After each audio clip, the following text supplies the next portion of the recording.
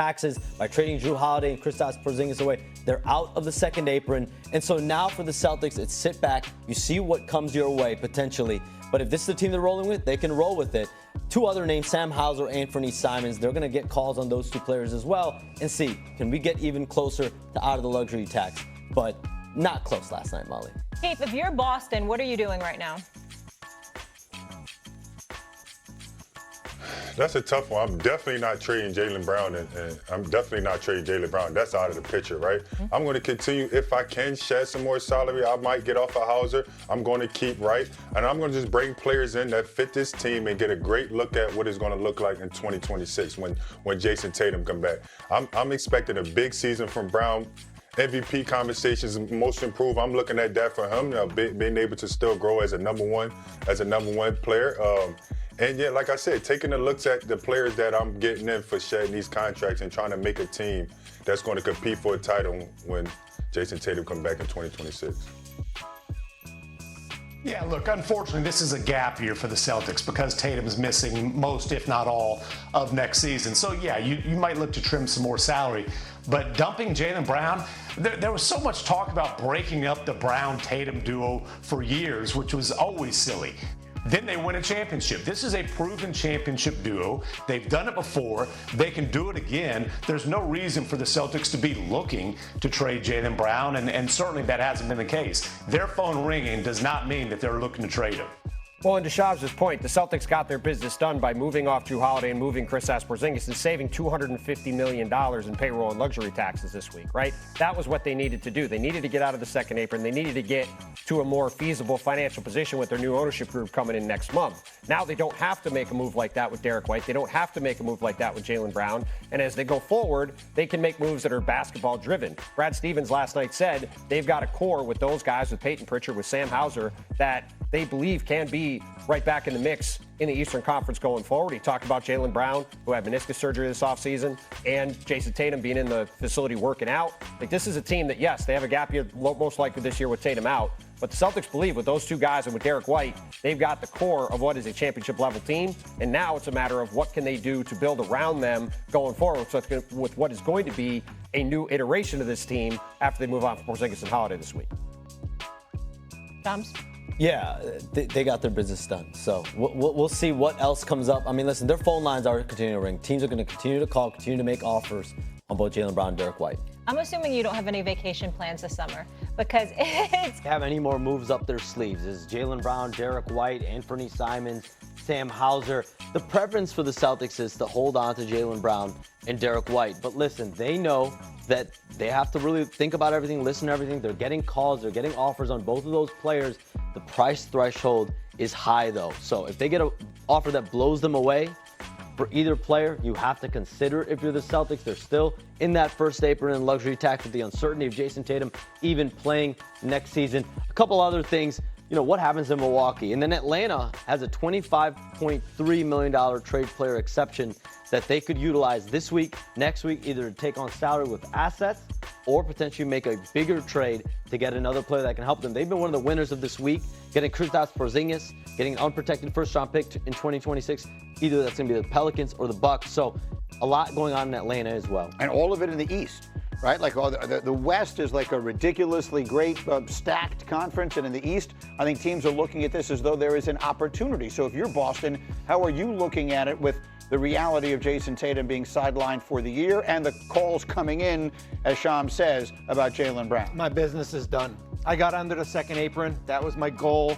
Right now, I'm going to sit back. If I get a monster offer for Jaylen Brown, what does a monster offer look like? I mean, help me with that. I keep hearing that, but what does a monster offer for Jaylen Brown look like? Here's the thing, though, Greeny, and we talked about this last night. You know, there's 4 teams that control 46 first-round picks in the next 7 years. So if it's not going to be coming from them, who is it coming from? So it's got to be players that are young players on these rookie contracts that you control. But Jaylen Brown is going into year 2 of this 5-year Supermax. Derek White is going into the first year of this 4-year extension. I keep on going back to when Jason Tatum comes back, who's he going to be playing with? If the goal is still to compete for a championship, I want both of those players next to me. How about it, Markeith? Is that the way you would approach it? And put yourself in the shoes of a Jason Tatum, who unfortunately That might not be my favorite choice of words there, considering the injury that he has. If you're Jason Tatum right now and you're looking at the situation, how are you sizing it up as you see the moves that have been made and the stuff that is being talked about? I mean, obviously, he has to miss the whole year, so he knew, like everybody else, that they was going to do a salary dump, right? Even win, lose, or draw, they win the championship. I think they still put some of those players on the block and shed some of that salary. But he's looking at Jaylen Brown and how Jaylen Brown will approach this year, right? He's going to be a 1A, being able to flourish and be the lead guy on this team. So Jason Tatum is saying, how are we going to look in 2026?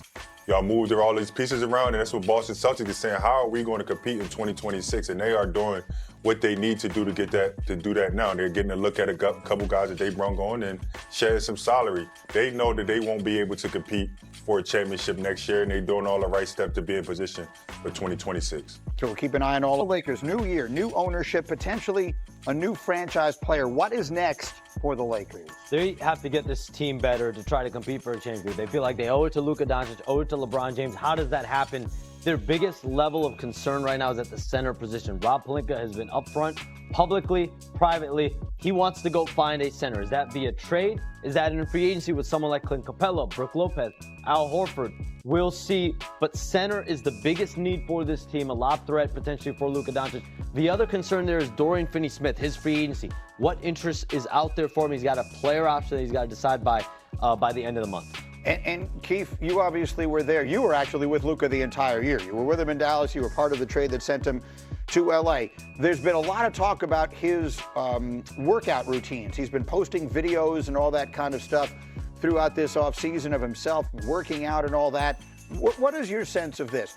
People have been waiting to see if maybe he takes the conditioning a little more seriously now with all of the scrutiny and spotlight of Los Angeles. What is your feel for what we're going to get from Luka when he returns? A lot of the same, man. If you take a step back and realize that this guy was in the finals last year, so obviously he knows what it takes for his body to get there, right? Now, when they say work on his body and conditioning, I think it's more so to avoid the injuries, the small soft tissue injuries that he dealt with over the past year. I mean, he was out for 2 months with the calf. He had some back problems during the season and in the playoffs. So it's those small things, because his body type, he's not going to be super skinny. This guy does this at a high level, and he has been doing it at a high level. He's averaged close to 30 points every single year he's been in the league. So I don't more so say it's about condition. It's about being available. For him avoiding those small injuries by not being in the best of shape. Makes sense. And so, Bobby, what is your sense of these Lakers as we sit here going into the second round of the draft and then free agents? Yeah, I mean, I have my eye on, certainly, as Sham said, the center position, and then certainly Luka's extension eligible on August 2nd here. He's extension eligible for $229. The expectation is he's going to sign this extension. But if you're Luka and you've got LeBron on the last year of his contract, you're thinking, okay, who else am I going to be playing with in the future besides Austin Reeves? Because you have all these expiring contracts coming down here. But as far as from a health standpoint, no offense to the great city of Dallas, there's a different spotlight in Los Angeles. Mm-hmm. And he is certainly going to be under the microscope based off what happened this year. What's your sense of all of this? When you talk about the Lakers' long-term future, yeah, there's the LeBron Lakers. We'll see how much longer that lasts. I mean, he is defying father time at this point, like maybe in almost unprecedented fashion. And then the long-term look at it, I would think with